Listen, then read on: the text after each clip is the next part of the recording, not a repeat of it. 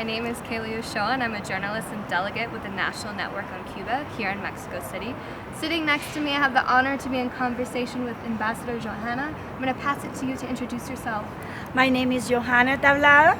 I'm Deputy General Director of the U.S. General Division of the Foreign Affairs Ministry in Cuba. I'm delighted to be here in Mexico talking to you guys. Thank you for this opportunity. Thank you so much. So we are here in conversation in Mexico City because we know that many Cuban officials are not allowed to travel into the United States, right? So Cuban voices are actively being suppressed. It is not easy to get the correct, true information about the situation in Cuba, right? About the humanitarian work that the Cuban people have been doing, not just in Cuba, but throughout the whole world. So it's an honor to be in conversation directly with you today. The first question I have for you is, can you please share with our viewers what is one of the most common myths that American propagandists are spreading? What are one of the most common lies that we are being told about Cuba today? This is, I will have to try to refrain it to a few because there are many. If one thing is different between US and Cuba is that the United States needs to lie in order to justify the abuse that is perpetrated against the Cuban population. While Cuba, to defend ourselves, we just need to tell the truth.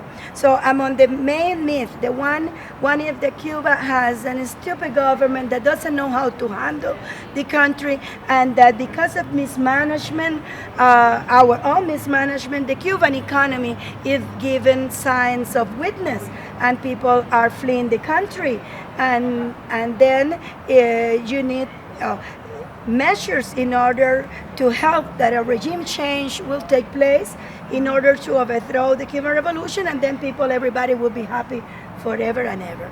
This is absolutely a blatant lie. If the Cuban government was so stupid and the mismanagement was so big, why is necessarily that such a powerful country like U.S. will spend every year millions and millions of dollars to go after every single source of income to the Cuban economy, every single source of wealth that goes to the Cuban population, that will attack directly the trade, the investment, the international transference. And apart from that, why, if it's so obvious that Cuba is failing, that Cuba, like they say, another myth, is about to collapse, why United States is preventing and prohibiting their citizens to visit Cuba and go and see with their own eyes how bad is the situation? So there's something here that is contradictory. Because we're supposed to be the dictatorship, we're supposed to be the totalitarian state, but we are opening our arms to anybody from any country that would like to take a look and visit our country. I think that they are afraid. The truth is that Cuba has been weaponized by the U.S. narrative, that they have to build lie after lie, that it goes from saying that the Cuban doctors are slaves, that a Cuban international medical collaboration that is so prestigious, that it has received so much of, it's been so worldwide recognized, will be demonized because they want to demonize solidarity, they want to demonize public free health care.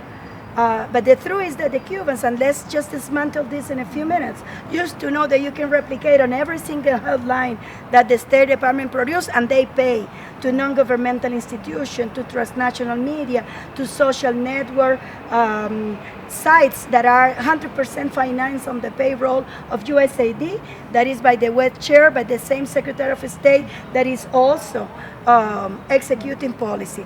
So there is not an operation of human trafficking, because in order for something to be a human trafficking operation, people that will go outside or will travel shouldn't be lie about what is the mission. Cuban doctors going to Africa, to South America, to Italy, when there are also Cuban doctors working, or Mexico, they sign individual contracts. When they know which their salary will be, where are they going, how many working hours they will have. The other condition would be that those people will be isolated without freedom to move around. It's not the case. Cuban doctors in some villages in Central America are the only doctor in the village. They move freely all over the country. They can move to US if they want to, if they get a visa. So this is not true. They will say that they don't earn a salary. Wrong again. In fact, they earn two. Their salary in Cuba is being respected for their family to continue earning some income, and they will receive a hard currency salary, which in fact put them in a condition that is better off the ones that stay in Cuba. When they go back to Cuba, they could buy items that no, and at the same time, the other myth is that with those kind of narratives, they are hurting the most vulnerable populations in countries that need the Cuban medical service the most.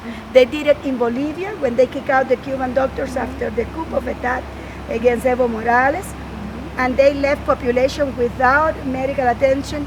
They did it with Bolsonaro. President Bolsonaro was start in his presidency, and they left people in the Amazonia that for the first time in their life they have a doctor when the Cuban doctors arrived with the Mais Médicos program.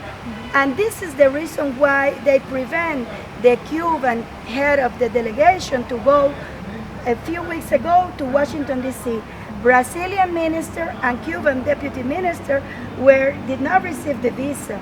They were prevented to attend PAHO, Pan American Health Organization, because United States government didn't want the others to listen to the truth.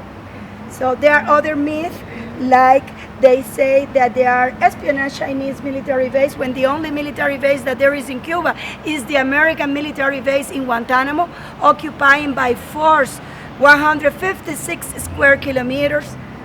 That has been a center of torture, international limbo when the law is not abided. And we can go on and on with the myth.